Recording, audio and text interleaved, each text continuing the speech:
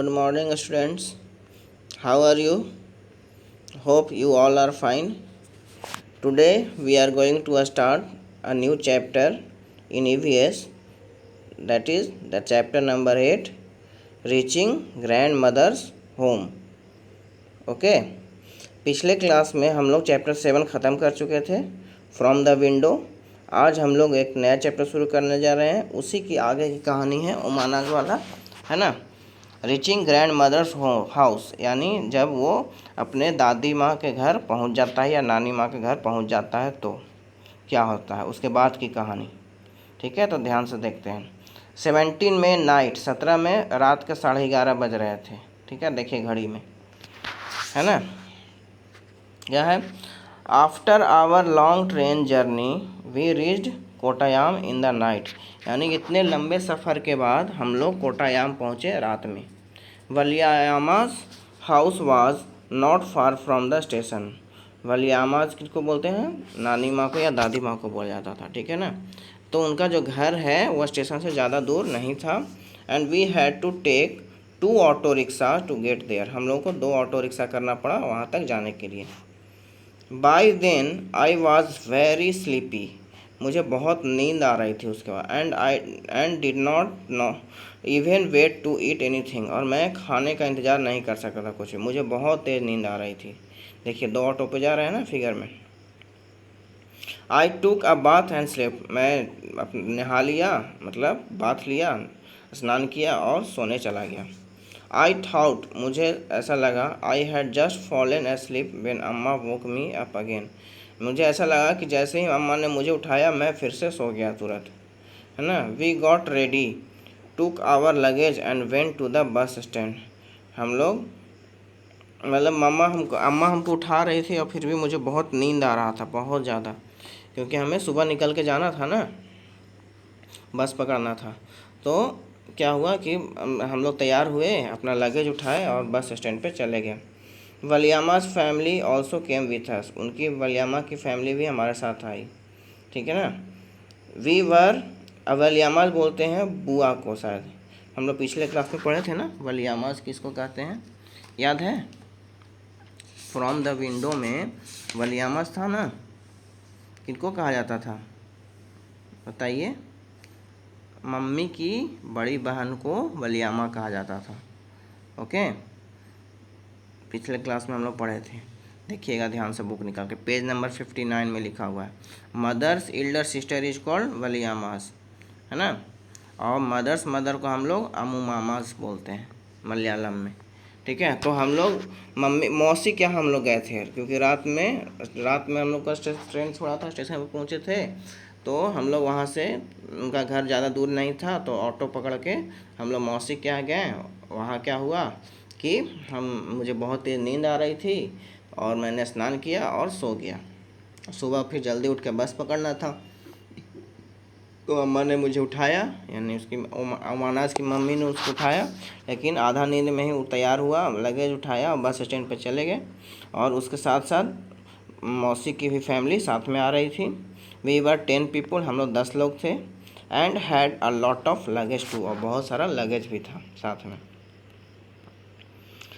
The bus conductor केम, बस conductor आता है। And Appa bought tickets for all of us, और अप्पा यानी पापा हमारे सारे लोगों के लिए टिकट खरीद लेते हैं, टिकट ले लेते हैं। We manage to get seat, हम लोग कैसे कैसे करके सीट पे बैठ पाए थे।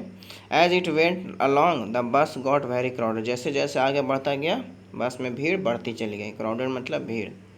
People were sharing the seats, people क्या थे, अपना सीट शेयर कर रहे थे, हल्का हल्का खिसक जा रहे थे ताकि दूसरे लोग भी बैठ सकें। We also had to share our seats, हमें भी अपना सीट शेयर करना पड़ा था। आफ्टर अ लॉन्ग राइड, बहुत लंबे यात्रा के बाद, the bus reach the last stop, बस जहाँ मुझे हम लोग को उतरना था वहाँ पहुँच गया। I was happy to get off, मुझे बहुत खुशी हुई उतरने के बाद। माई लेग्स वर स्टीफ, मेरे पैर एकदम बहुत दर्द कर रहे थे। स्टीफ है ना, यानी अकड़ से गए थे, इसका मीनिंग ढूंढिएगा आप लोग। स्टीफ का मतलब क्या होता है, STIFF, इसका आपको वर्ड मीनिंग ढूंढना है। आई कुड हार्डली स्टैंड, मैं बहुत मुश्किल से खड़ा हो पा रहा था। I thought that we had finally reached Ammumma's village, मुझे ऐसा लग रहा था कि बहुत मुश्किल से हम लोग लास्ट में हम लोग पहुँच ही गए अपने नानी के घर में। But no, our travel had not ended it, अभी भी हमारा यात्रा समाप्त नहीं हुआ था। The bus had dropped us by the water side, हम लोगों के पानी के किनारे छोड़ दिया था। लुक, अम्मा पॉइंटेड अक्रॉस द वाटर, अम्मा जो है उंगली दिखा रही थी पानी के। There is that is where we have to go, मतलब हम लोग को पानी के उस पार जाना था। But how will we get there, हम लोग कैसे जाएंगे। आई वॉन्डर्ड, मुझे घबराहट हो रही थी। वॉन्डर्ड को भी वर्ड मीनिंग लिखना है आपको। फिर देखिए आगे। जस्ट देन आई सा अ बोट कमिंग, मैंने फिर देखा कि एक नाव उधर से आ रही है। देयर इज़ अ फेरी, ठीक है ना, फेरी मतलब होता है मेला टाइप से जिसको कहते हैं, है ना। आप इसका भी वर्ड मीनिंग ढूंढेंगे। अम्मा सेड, अम्मा क्या बोलती हैं।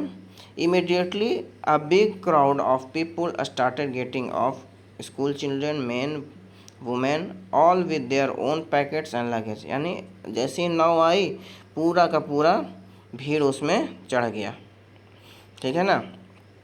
अम्मा explain that the ferry was used by people to cross the water and reach the other side, ferry का इस्तेमाल, फेरी बोलते हैं एक तरह का नाव को ही, ठीक है ना। फेरी का यूज़ होता था एक साइड से दूसरे साइड ले जाने के लिए, अम्मा ने मुझे बताया।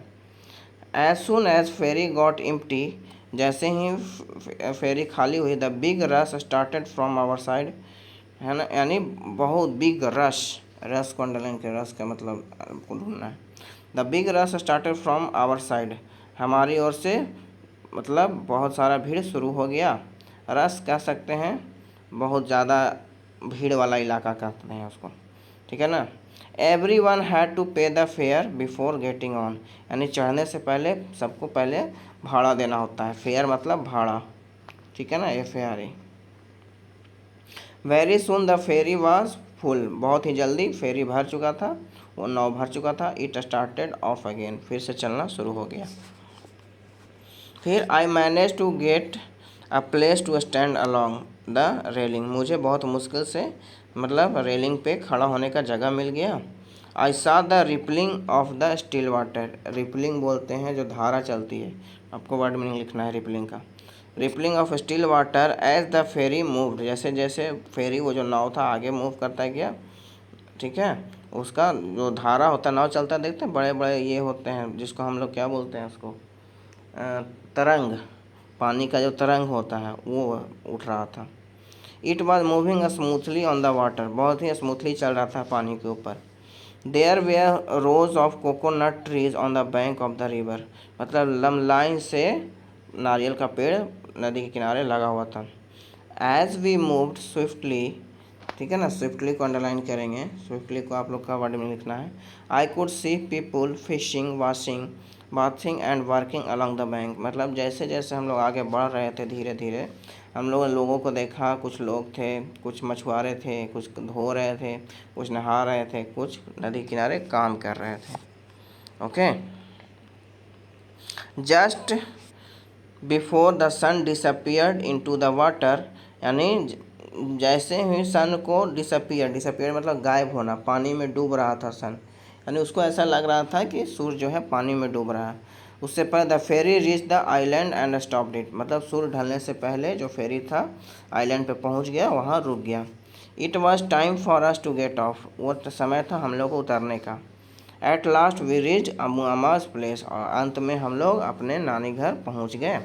वाट a long and interesting journey it has been, कितना लंबा और मज़ेदार जर्नी रहा, ठीक है। देखो सोचो, पहले तो वो ट्रेन से चला, फिर ट्रेन से उतर कर ऑटो से पकड़ मौसी के घर गया, फिर अगले दिन सुबह मौसी के घर से बस पकड़ा और वहाँ से आया अम्मा के घर आने के लिए। तो फिर वो बस जो है नदी के किनारे रोक दिया, फिर नदी के उस पार जाना था तो फेरी का इस्तेमाल किया गया। फेरी यानी एक प्रकार का नाव, है ना। फिर फेरी को पकड़ के ये लोग अपने गंतव्य स्थान पे पहुंच गए, जहां पहुंचना था अपने नानी के घर में। ओके, आज हम लोग यहीं तक रहने देते हैं, अगले क्लास में हम लोग इसका क्वेश्चन आंसर देख लेंगे, है ना। हम लोग का आज यहाँ तक फिनिश हो गया।